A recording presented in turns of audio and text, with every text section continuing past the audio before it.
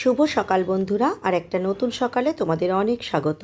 তো প্রত্যেক দিনই তোমাদেরকে দেখাই রান্নাঘর থেকে আমার ভিডিওটা। তো দেখো, এই যে 1 কাপ চা হাতে চলে এসেছি। তারপর চাটা খেয়ে আজকে প্রথমেই চলে গেছিলাম বাসি কাজটা সেরে স্নান করতে। স্নান টান করে একটু রেডি হয়ে চলে আসলাম ব্রেকফাস্ট বানানোর জন্য। এই যে ব্রেকফাস্টে ছিল সুজির উপমা। তো ব্রেকফাস্ট সেরে এই যে দেখো তরকারি কেটে নিলাম। কেটে নিয়ে তারপরে রান্না বসাতে হবে দুপুরের। তো একটু তাড়াতাড়ি আজকে সব কিছু করেছি। এর মধ্যে মেয়ের আঙুল কেটে অনেকটা কেটে প্রচুর রক্ত বেরোলো। দেখতে পাচ্ছ বন্ধুরা কত রক্ত। দেখো কিছুতেই রক্তটা বন্ধ হচ্ছিল না। অনেক চেষ্টা করছি এই যে তুলো দিয়ে চেপে চেপে।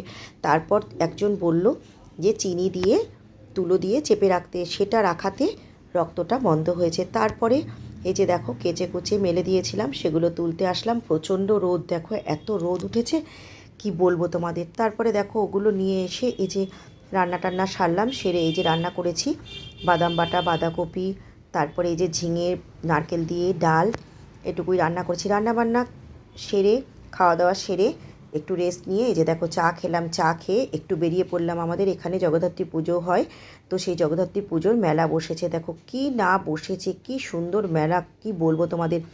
অনেকটা জায়গা জুড়ে মেলাটা। তো তারপরে ফাংশান হচ্ছে।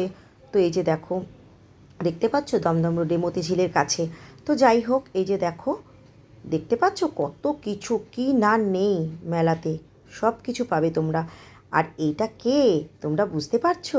হ্যাঁ, এটা পরমব্রত চট্টোপাধ্যায়। আমাদের এখানে পরমব্রত এসেছিলো কালকে, খুব সামনাসামনি কাছাকাছি থেকেই দেখতে পেয়েছি। তো তারপরে বেশি কিছু কিনিনি, টুকটাক কিছু কেনাকাটা করে চলে আসলাম। এই যে এই দোকানটায় একটু দরকার ছিল, এই দোকানটা থেকে কিছু কেনাকাটা করে চলে আসলাম আস্তে আস্তে মা মেয়ে বাড়ির দিকে।